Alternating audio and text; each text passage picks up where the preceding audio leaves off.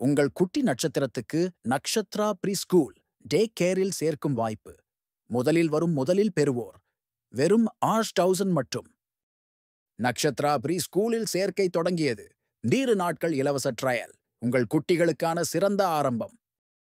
Nakshatra academy ஐ முதல் 1 வரை. BTech, arts and science அனைத்து பாடங்களுக்கும் சிறந்த டியூஷன் வகுப்புகள்.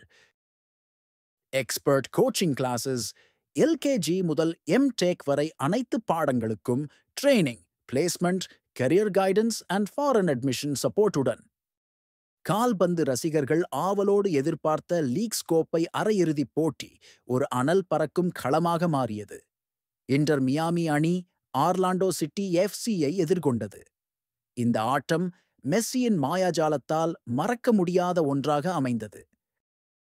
ஆட்டத்தின் முதல் 75 நிமிடங்கள் இன்டர் மியாமிக்கு சவாலாகவே இருந்தது. ஆர்லாண்டோ அணி முதல் பாதியில் ஒரு சர்ச்சைக்குரிய கோலை அடித்து முன்னிலை பெற்றது. மார்கோ பாசலிக் அடித்த அந்த கோல் ஹேண்ட்பால் சர்ச்சையை கிளப்பியது. மியாமி வீரர்கள் சமன் செய்ய கடுமையாக போராடினர். ஆர்லாண்டோவின் வலுவான தடுப்பாட்டமும் மியாமியின் கோல் வாய்ப்புகளை வீணடித்ததும் ஆட்டத்தை மேலும் கடினமாக்கியது. ரசிகர்கள் மத்தியில் ஒருவித பதற்றம் தொற்றிக்கொண்டது. ஆட்டத்தின் 76வது நிமிடத்தில் ஒரு பெரிய திருப்புமுனை ஏற்பட்டது. ஜோர்டி ஆல்பாவின் துல்லியமான கிராஸ் பாக்ஸிற்குள் தடியோ அலண்டேவை நோக்கி வந்தது.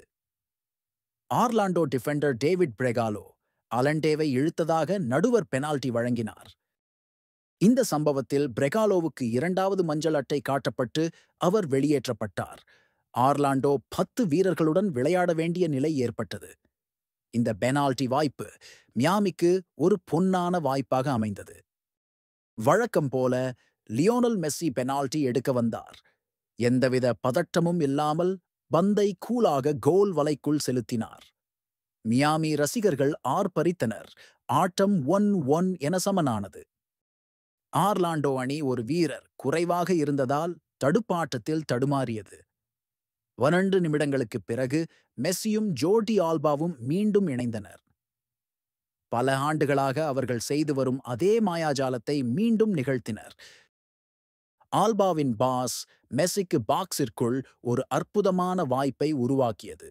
மெஸ்ஸிக்கு கோல் அடிக்க போதுமான நேரம் கிடைத்தது.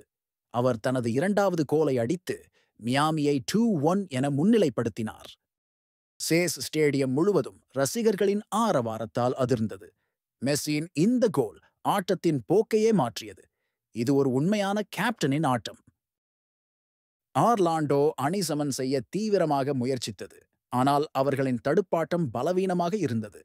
இந்த வாய்ப்பை டெலாஸ்கோ செகோவியா சரியாக பயன்படுத்திக் கொண்டார். லூயிஸ் சுவாரஸுடன் ஒரு அற்புதமான 1-2 பாஸ் விளையாடினார். பின்னர் கோல் கீப்பரை தாண்டி பந்தை லாவகமாக கோல் வலைக்குள் செலுத்தினார். ஆட்டம் 3-1 என மியாமிக்கு சாதகமாக மாறியது. இந்த தாமதமான கோல்கள் இன்டர் மியாமியை லீக்ஸ் கோப்பை இறுதிப் போட்டிக்கு அழைத்துச் சென்றன. இது அவர்களின் 2வது லீக்ஸ் கோப்பை இறுதிப் போட்டி. அல்டாய்க் யூரிபூப்வா இல் மெஸ்ஸி 10 கோல்கள் அடித்து தொடரின் சிறந்த வீரர் விருதை வென்றார். இன்டர் மியாமி இறுதிப் போட்டியில் சியாட்டில் சவுண்டர்ஸ் அணியை எதிர்கொள்ளும். சவுண்டர்ஸ் அணி 2021 மெக்சிகன் அணியான லியோனிடம் இறுதிப் போட்டியில் தோற்றது. இந்த முறை கோப்பையை வெல்ல அவர்கள் தீவிரமாக இருப்பார்கள். சியாட்டில் அணி LA கேலக்சிக்கு எதிராக 2-0 என்ற கோல் கணக்கில் வெற்றி பெற்று இறுதிப் போட்டிக்கு முன்னேறியது.